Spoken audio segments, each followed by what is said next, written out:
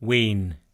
This story takes place before there were cell phones, in a world that was aware there were human predators, but didn't realize they lived in the neighborhood.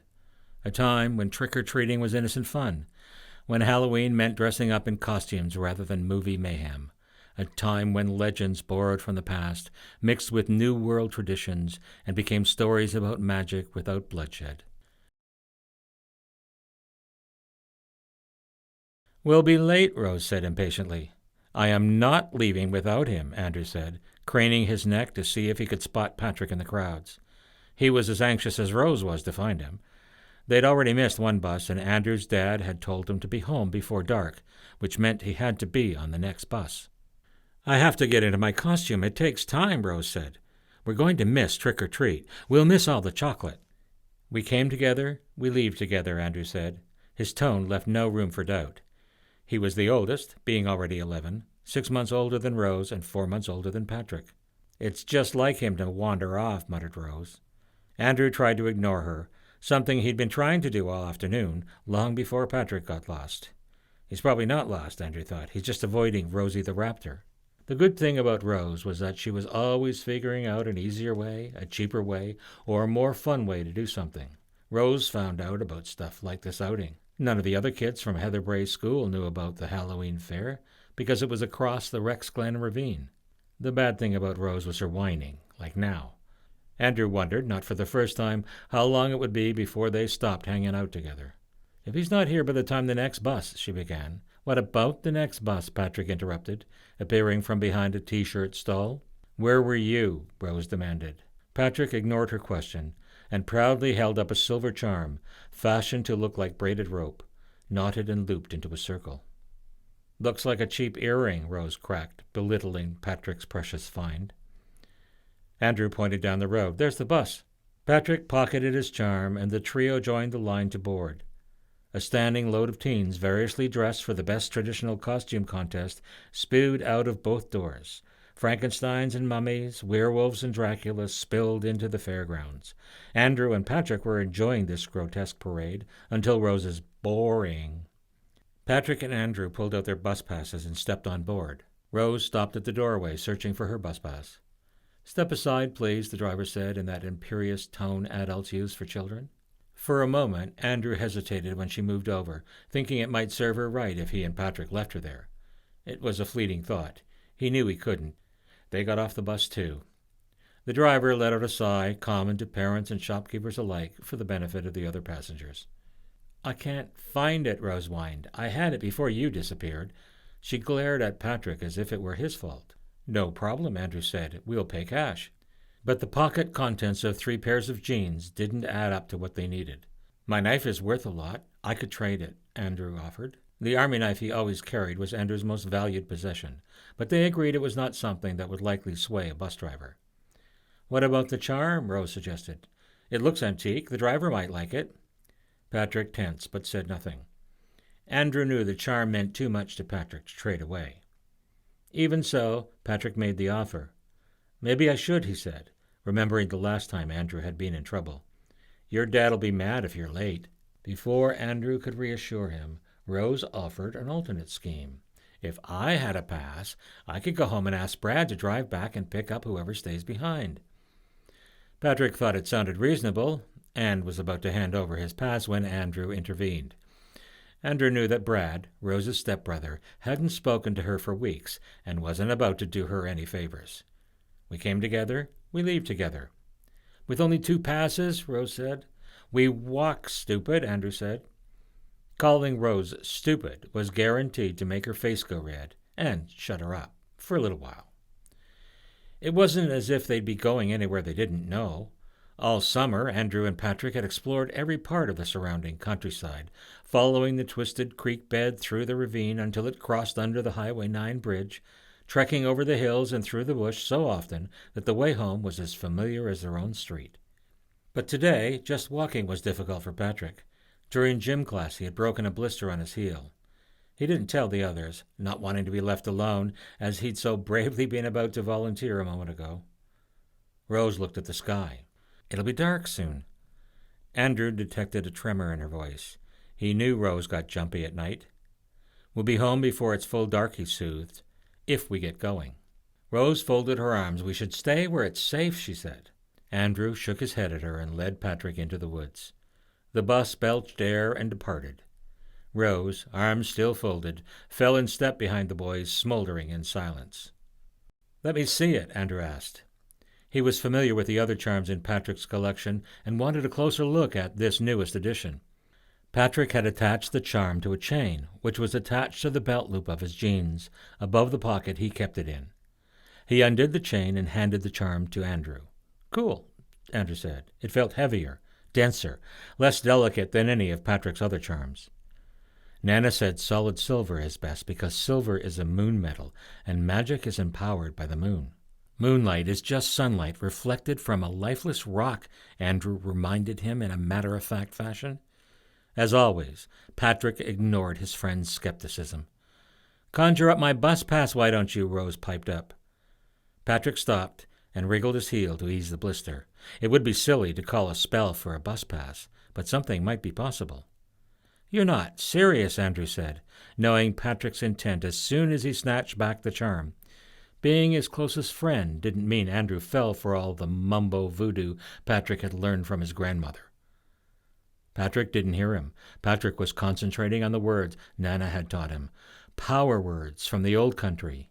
He had spent hours with her, looking through books which had crossed the ocean hidden in her trunk, listening to stories about witches and ghosts, imps and fairies, about a world that his parents and his friend refused to believe in. During March break, a car crash stole Nana from him, leaving Patrick shocked and inconsolable. It wasn't fair. She hadn't finished his lessons. She hadn't taught him the most important spell, the spell to bring back the beloved dead. When his parents went to the funeral home to make arrangements, Patrick rushed to Nana's room and took the books and charms out of her trunk before his mother threw it all into the garbage truck. Every night he studied, invoking a variety of spells to bring Nana back, but she never answered. Just before the start of summer vacation, Patrick's father took Andrew aside and asked him to watch over Patrick during the summer. Also concerned about his friend, Andrew was eager to agree. And so they spent all summer together.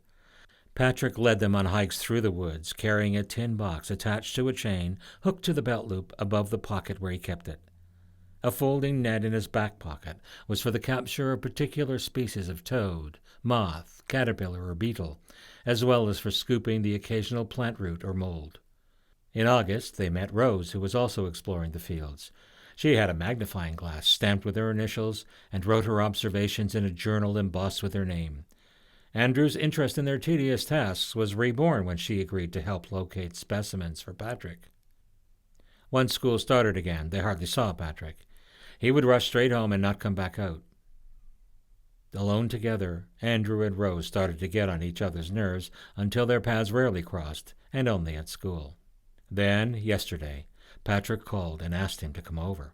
Lined up on the windowsill of Patrick's room were 5 peanut butter jars with magic marker labels. Cat, spider, rat, bat, snake.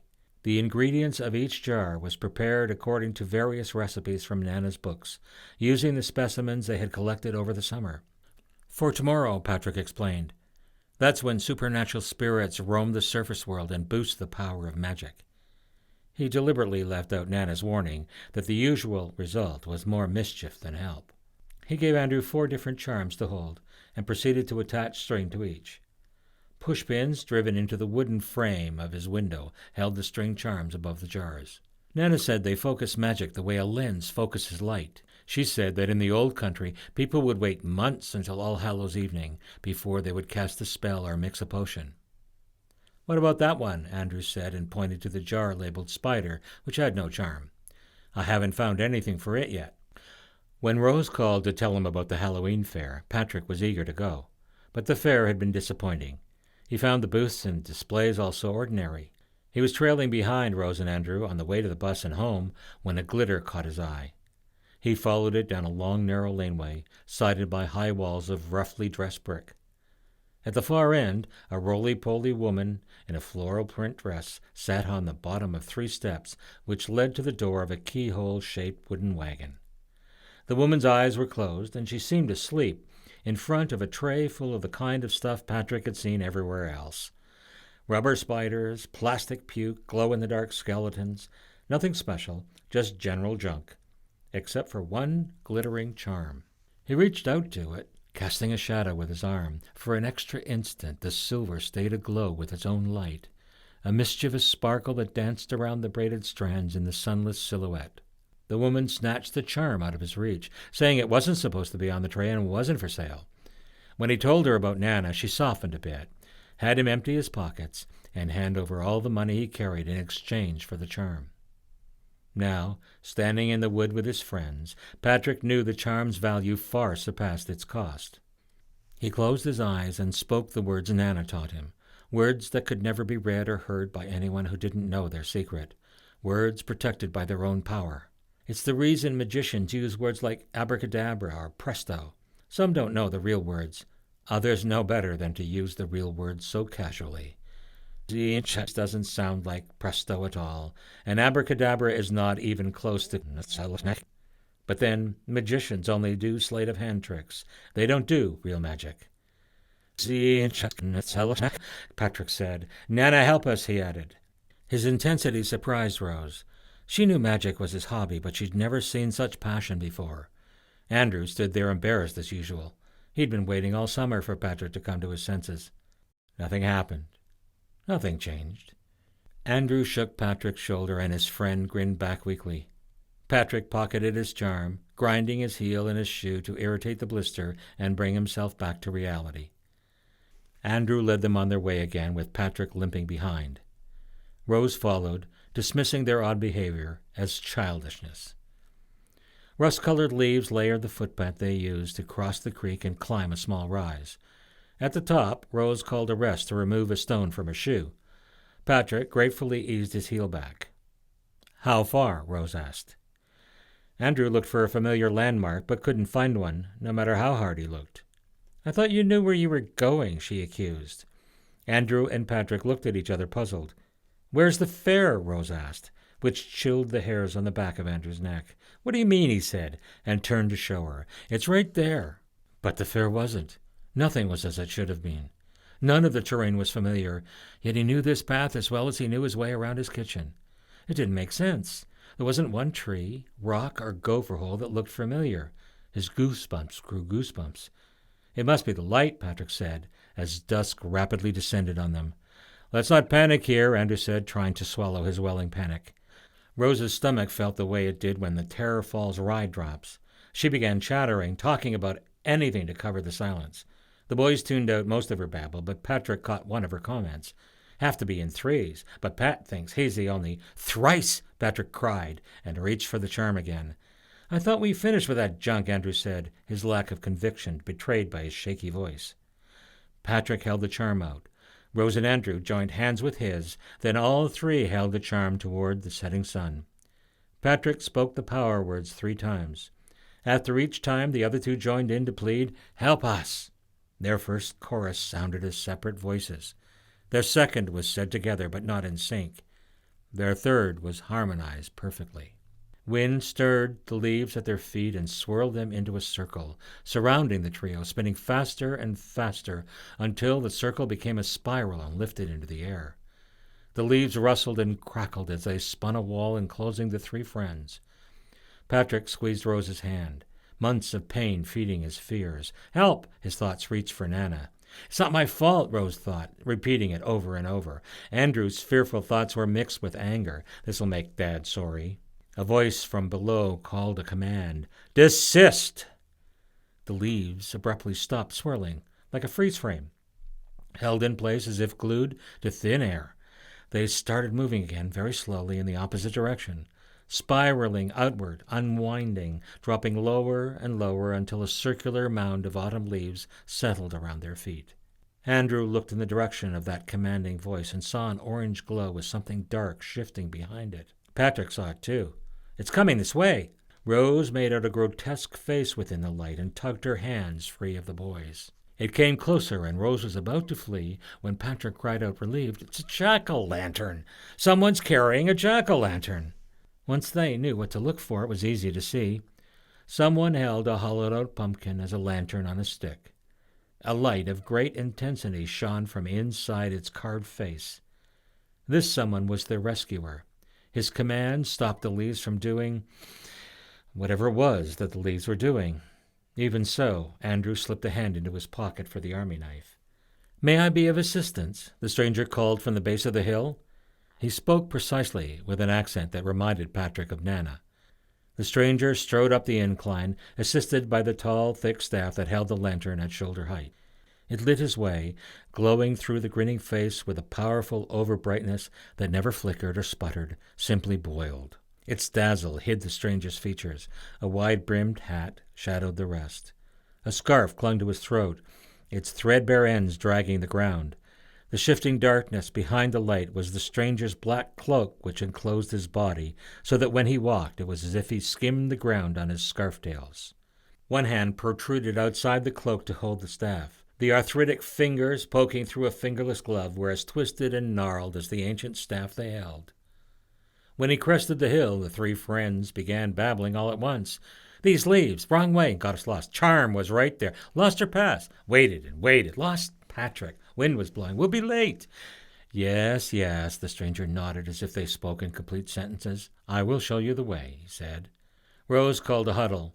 She didn't like the idea of being led around by a total stranger, no matter how nice he sounded. "We shouldn't trust him," she said. "He's an old man," Patrick countered. "She's right, Pat," Andrew said. "We shouldn't let him take us anywhere. It doesn't matter how old they are. Adults can be weird." "What else can we do?" Patrick asked. "We're lost." "Tell him to take us back to the fairgrounds," Rose said. "We could call home from there." "It still means trusting him," Patrick said. "It can't be far, which makes it harder to trick us," Andrew said, flicking the folded knife blade with his finger. Thinking about his father's lecture about strange adults made him uncomfortable enough without actually being lost in the woods with one. Patrick turned out of the huddle. "Could you take us back to the fairgrounds?" "As you wish," the stranger answered, and immediately started back on the path they had come. Patrick fell in behind. Rose and Andrew followed. The lantern lit their way as brightly as a beacon, but outside its glare lay sheer blackness. Only points of starlight revealed where the sky left the ground. The scuff of their shoes and the thump of the stranger's staff were the only sounds other than the rattle of the wind tugging at the last reluctant leaves or the occasional fierce flutter of the stranger's cloak. Patrick, unable to bear the empty sounds, introduced himself. "I'm Patrick." "How do you do, Patrick? My name is John," the stranger replied and looked back at the others. "That's Rose and Andrew," Patrick volunteered. John's hat brim bobbed as he nodded and asked, "What do you know about All Hallows Evening?" Patrick was startled to hear him use Nana's words. "Trick-or-treat, costumes, candy, pumpkins, soaped windows, black cats, etc., etc.," Rose recited immediately. "That is Halloween," John said. "What do you know about All Hallows Evening from time gone by?" "It's a time of magic," Patrick said, irritated that Rose would answer a question clearly within his area of expertise. "It's a time when spirits roam the world and give magic a boost." "A very unstable time," agreed John. Something about the way he said it made Andrew renew his search for any familiar landmark. "Halloween is like a nickname," Patrick explained. "All Hallows Evening. Eanin. In. Hallow-in, because it's the night before All Hallows Day or All Saints' Day." "That is what it is called," John said. "That is not what it is." Andrew wished he could see John's face. Sometimes you could get a hint what adults meant if you could see the expression on their faces. "Long before there was an All Hallows Day," continued John, "there were celebrations on this night." Rose chipped in with a crack. "When people lived in caves." John remained unswayed by her attitude. It could have started that long ago, but it was not until there were farms and villages that people gathered on this night. "In the old country," Patrick said, using Nana's phrase. "Yes," John agreed. "Over there and here, winters were harsh. People died from the cold, or from the hunger, or both. And so they measured their year to harvest's end. That was when they stopped putting livestock out to pasture, preparing many for slaughter in order to survive the coming winter. At the death of the old year, they celebrated all that enriched their lives because they were about to face terrible hardships. In the spring, they consumed whatever had not been consumed, congratulating themselves for surviving. But at harvest time, when the sun's warmth became distant, The people remembered a time without the sun and feared for its return. They built bonfires to mark the end of the sun's reign, wishing each other good fortune until the sun's return.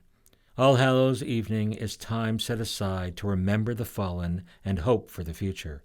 It is time set aside for making wishes, for calling magic. Changing names on a calendar does not change reality.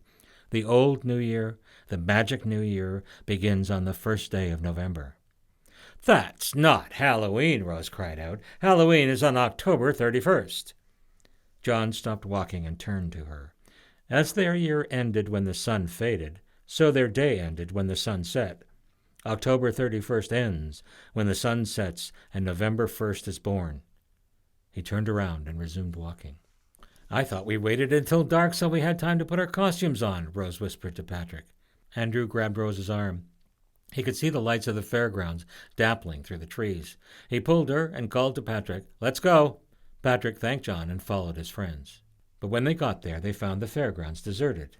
No attendants, no salespeople, no boringly dressed teenagers or barkers hawking their wares, and no crowds. There was nobody. "This is wrong," Rose said. Andrew thought of a disturbing story he had read once about alternate dimensions. He gave his head a shake and concentrated on the phone search. Action to deny thought.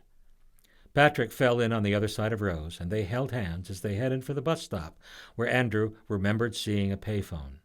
They walked in the middle of the road, staying well clear of the buildings. Andrew hummed the opening bars of the Man with No Name theme, and Patrick laughed. Rose didn't know the tune, so she sang "We're Off to See the Wizard." The boys laughed and joined in. "Do you have your phone card?" Rose asked Andrew. He shook his head. His father had given him a Wayne Gretzky card for emergencies, but he kept it with his hockey card collection.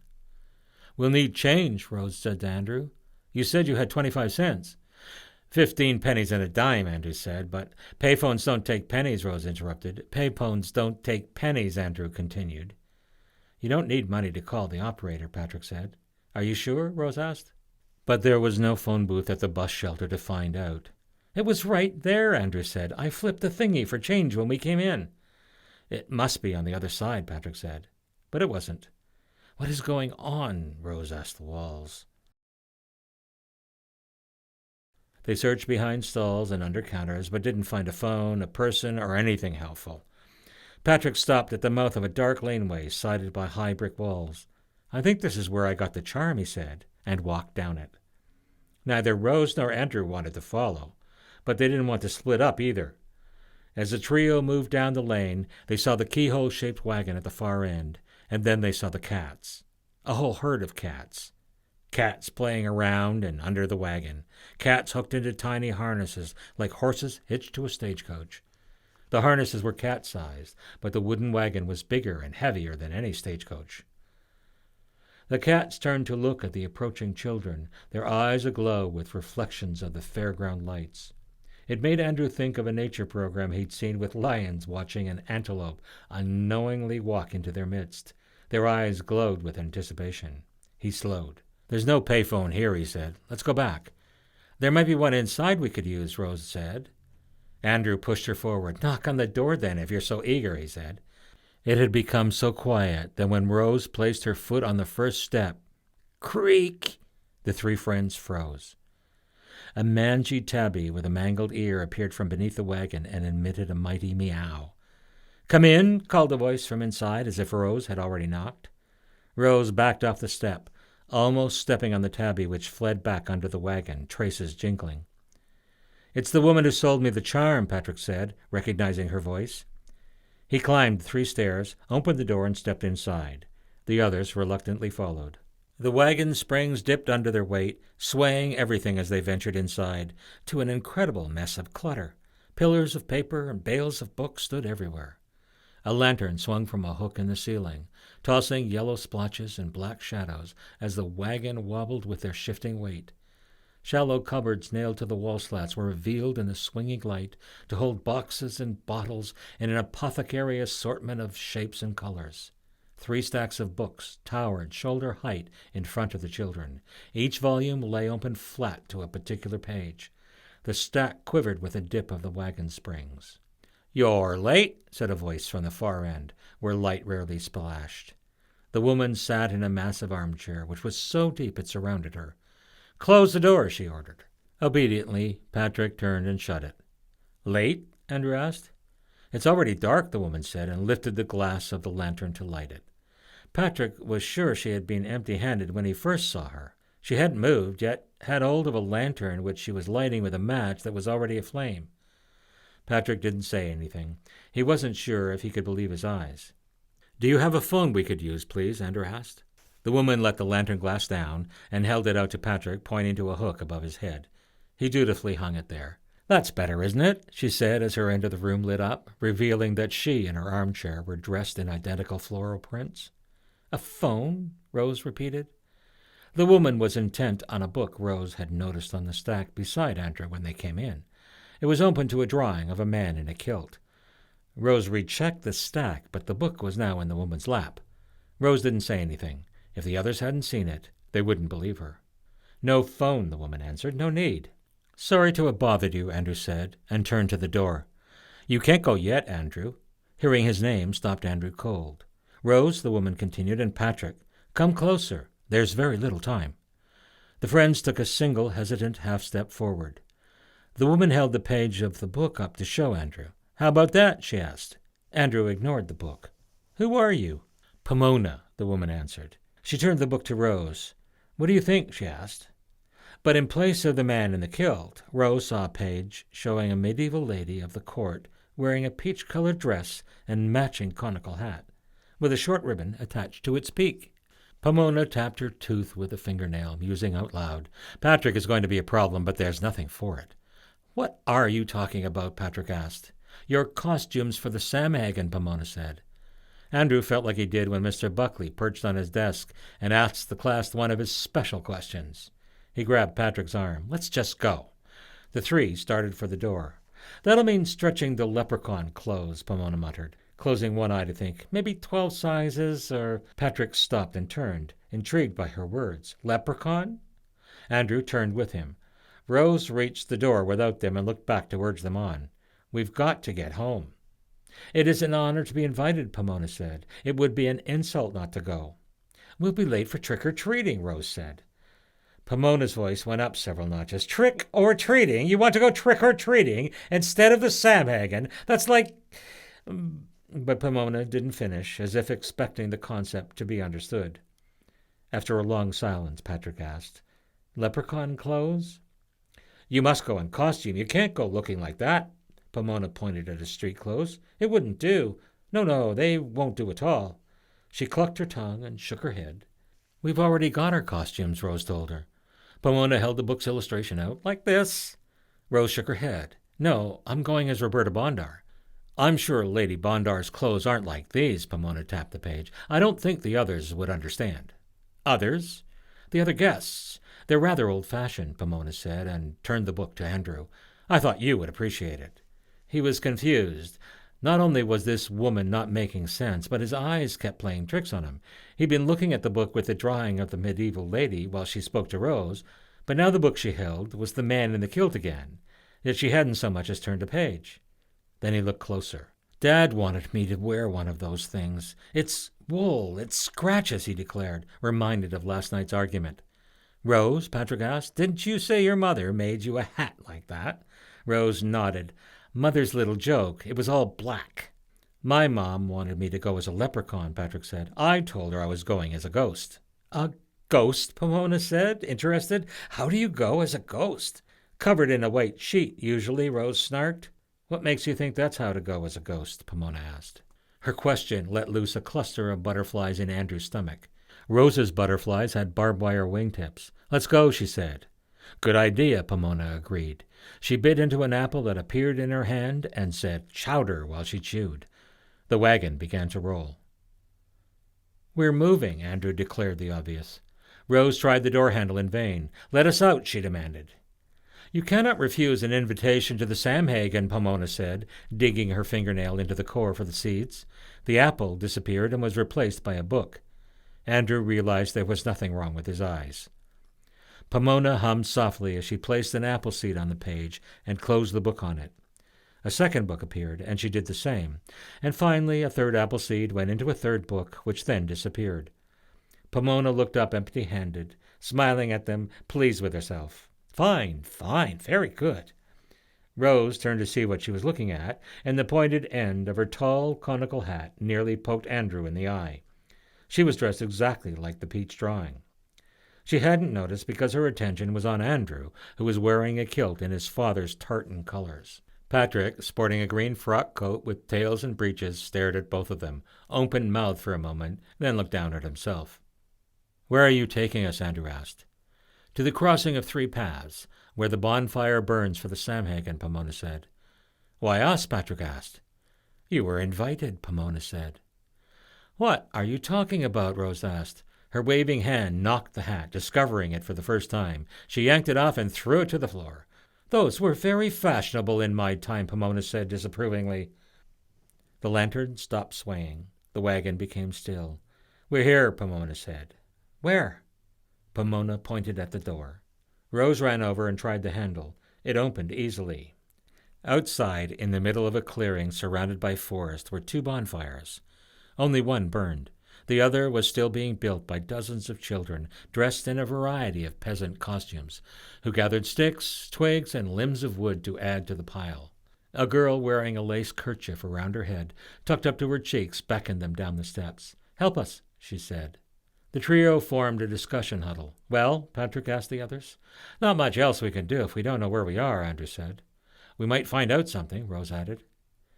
They stepped outside and down the stairs to join the girl. They gathered ground brush, sticking together, not venturing far from the wagon. "Where did the cats go?" Rose asked the girl, having noticed the harness laying empty between the wagon wheels. "Around," the girl replied, tugging her kerchief tighter. Andrew dumped an armload onto the woodpile and asked, "What is going on?" The girl pointed at the crackling flames of the burning bonfire. "When that fire burns low, a torch is taken from its embers and used to light the new bonfire. We join hands around it, and as the fire builds and warms us, we call to fire's father, the sun." Once all the scraps of wood and brush were on the woodpile, the other children began to take seats on woven reed mats set at a warm distance around the burn. The trio held back until only 3 mats remained unclaimed. Patrick sat beside the girl with the kerchief, Andrew beside him, and Rose beside Andrew. "What now?" Patrick asked the girl. "We watch the flames die." "Exciting," Rose quipped. Andrew let out a nervous giggle, and Patrick nudged him quiet. A boy with a feathered cap appeared, carrying a tray of cakes. He offered them to Patrick first, who was reaching for one when Andrew poked him, a pass-on warning from Rose. "No thanks," Patrick said, pulling his hand back. The boy leaned closer and lowered his voice. "These are soul cakes. Their batter is mixed the day after Samhain. Soul cakes are to be eaten the next Samhain in the name of a departed loved one. Their eternally suffering spirit gains a moment of relief when a soul cake is eaten in their name." The boy indicated the lace tie holding each individually wrapped package. Patrick recognized the fabric from the bureau in Nana's room. "Your grandmother prepared these soul cakes last year." "Nana, yes, I'll take one," Patrick said, and reached out again. But the boy withdrew the tray before he could select one. "Soul cakes have a price." "How much?" Patrick asked. "Not in coin, a fair exchange," the boy answered enigmatically. He waited, saying nothing more. Patrick thought for a moment, then reached into his pocket, unlatched the charm, placed it on the tray, and took a soul cake. The tray went to Andrew next. He exchanged his knife. Rose denied knowing Nana, but the boys convinced her to trade her magnifying glass. The boy with the feathered cap continued around the rest of the circle, and after each exchange, the purchaser eagerly undid the lace and took a savory bite. The 3 friends unwrapped their soul cakes and bit cautiously. They grinned at each other over the good taste. Rose kept her eye on the boy as he completed the circle. She watched him tip the tray's contents into a stone pot. She watched him fit the pot to a metal tripod, which suspended it above the center of the woodpile. She kept her eyes on the stone vessel long after the boy had rejoined the circle to wait for the old fire to burn out. Andrew wandered into the trees for a whiz. When he finished appreciating the convenience of a kilt, he saw the glow of John's lantern by the fence and went over to him. "Is that why we're here, to eat soul cakes for Patrick's Nana?" "Patrick had to know that his Nana will be with him for as long as he remembers," John said. "But other people believe other things about this unstable night," he continued. There is more than one reason to be here. Some believe that on this night, imps escape from the inner world to wander the outer world and steal children. The only way to rescue a stolen child is to wait until All Hallows Evening and find a spot where imps are sure to appear. He pointed across the meadow to a man seated on a milking stool. That father has lost his son. He sits there on a three-legged stool, waiting at the juncture of three pathways, because triple crossings are portals between worlds. He has been to visit Pomona's wagon and emptied his pockets in exchange for an ointment, which when rubbed on the eyelids makes imps visible. He is waiting for the first imp to appear. The man across the way tensed as the leaves beneath his stool started to rustle. Abruptly, he lunged and grabbed with both arms, holding tight to something Andrew could not see. The imp he holds will be stuck in the outer world until next All Hallows Evening, unless last year's captives are released, John said, pointing at the crossing. Andrew watched in astonishment as a boy climbed out of the solid ground, followed by his sister and then a dog. They stood together smiling at the man, too shy to go any closer. They waved. The dog trotted over and licked the man's hand, then turned and ran after the siblings who were headed home. Andrew realized the man hadn't seen any of it, but continued to stare at the crossing, still holding the struggling imp. A girl, not quite 10, climbed out of the ground. She reached down and assisted her twin brother up. They crossed to shake the man's hand, but his eyes never wavered from the crossing, and his grip on the imp never relaxed. The twins turned for home. A scuffling sound preceded a little girl who tripped in her rush to climb out. She recovered and ran over to thank the man, then raced off home. She never knew he hadn't seen her. His gaze remained intent on the crossing. "Those are all we hold," said the imp. The strength bled out of the man's grip until he could no longer hold on. My son, where is my son?" the man cried, seated on the stool, despondent, watching hordes of imps, invisible to all human eyes save his, emerge from the portal and follow their comrade to the evening's festivities. Was it a trick? Andrew asked. No trick. His son is at home, and has been all along, but neither the father nor the son can see the other any more. The man picked up a stool and walked away despondently. After a long, thoughtful silence, Andrew said, "I want to go home." "After the lighting of the new bonfire," John agreed. "Hey!" Patrick's concerned cry drew Andrew's attention. He saw his friend standing at the edge of the rough with an "everything okay" expression. "Cool," Andrew said and nodded. "I'll be back," Patrick said and went for a whiz, cursing the fact that the fly of his breeches had buttons. Coming back to rejoin the circle around the dwindling bonfire, Andrew saw Rose frantically looking for them. "Where did you two go?" she demanded.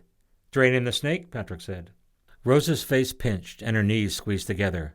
"Be right back," she said, and pointed at a small stone and a horseshoe nail on each of their mats. "You're supposed to scratch your initial on it," she explained, pointing to her mat, with an R carved on the stone. By the time she returned, Patrick had finished scratching his initial, but Andrew's nail had never touched his stone. He couldn't take his mind off the father's desperation. In turn, the others stood, crossed to the new woodpile, and threw their stones into it. The trio followed suit, Andrew hastily scratching his initial in the stone as they walked. He pointed to a place in the woodpile for Patrick and Rose to aim for, and all three stones landed together. "What was that about?" Andrew asked. "You chuck your stone in the morning after the fire has cooled," Rose explained. "If it cracks from the heat, then you won't attend this Sam-again thing next year. That's supposed to be bad news," she added dryly. They joined the others in the circle around the woodpile. The girl with the kerchief was the last to leave the fire circle. She took a branch from the old bonfire's embers. Its white-hot tip burst into flame as it tasted the air. The flare revealed a mangled ear behind the kerchief lace. She lobbed her stone beside Rose's, then slid the burning branch into the heart of the woodpile to start the fire. Everyone joined hands, closing the circle around the developing blaze, and chanted, "Come back, son." The chanting dropped off once the flames took hold and reached for the sky. Orange flecks of spark rose in the updraft, past the smelting pot where the valuables had become a molten stew, dissolving into stars.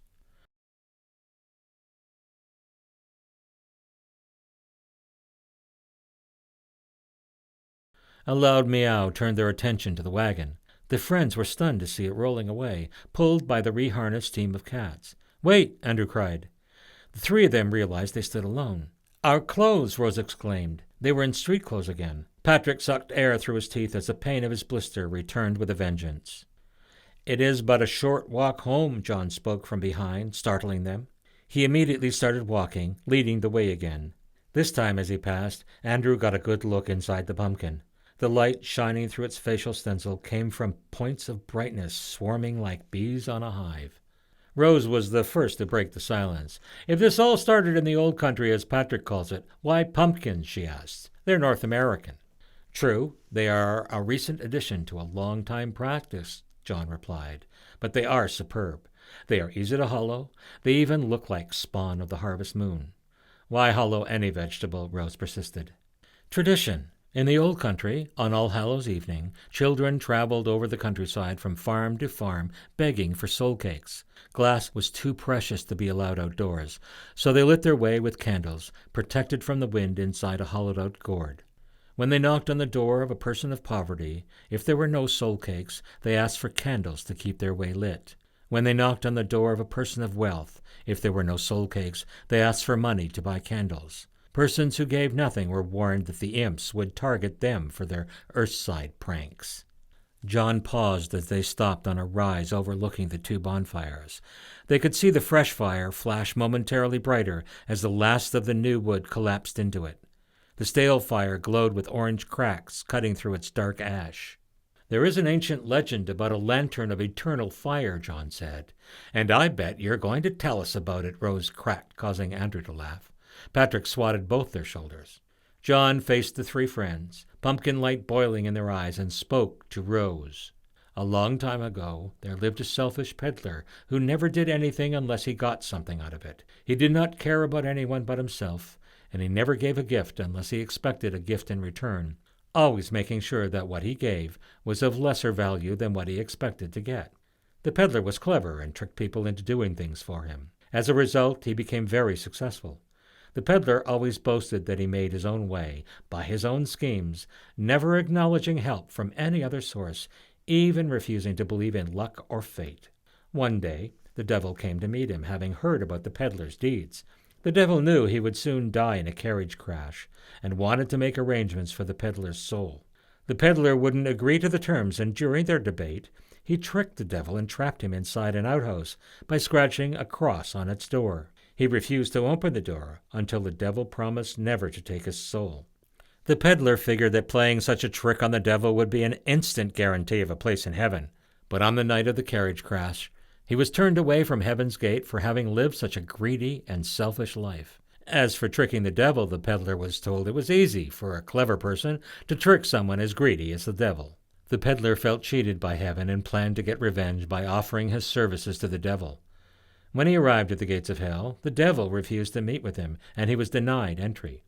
The peddler asked the devil's gatekeeper where his spirit could rest, and was told there was no place for him to rest, that he must always wander the outer world. When he complained that the way back was dark, the devil's gatekeeper threw a lump of hell's coal at him. "Take that and go!" And so the peddler hollowed out a turnip, and put the piece of hell's coal inside to light his way. Ever since then he has wandered the night, traveling every road, looking for lost souls who need to find their way. The tip of John's staff tapped Rose's foot, but she wouldn't look up. Her hands went deeper into her pockets, and Andrew noticed the imprint of her magnifying glass in her back pocket. "She got it out of the pot before they lit the fire," he thought to himself. "The peddler's name is Jack," Rose said, "as in Jack-o'-the-lantern, a.k.a. John?" She looked up to face the stranger, but he wasn't there. It was no longer dark. The sun rode low in the western sky. Andrew spotted the swing and gym set behind the school, 2 blocks from home. He grabbed Rose's hand and dragged her along. She, in turn, dragged Patrick. Back on familiar streets, they slowed for Patrick's blister as the sun set behind their homes. Toddlers in fuzzy costumes appeared, trick-or-treating with their parents in the sunset's amber glow. The next morning, Patrick descended a grassy knoll and approached the remains of a fire, this being the 14th section of their grid search so far this morning. Rose and Andrew waited on top, arguing. "We must have been hallucinating. We each remember different stuff," Rose said. "But some stuff is the same," Andrew said. "Besides, cotton candy can't make you hallucinate." "It's pure sugar," Rose said. She looked down at Patrick, sifting through the fire bed, and called, "Can't be there. There's only 2 paths crossing."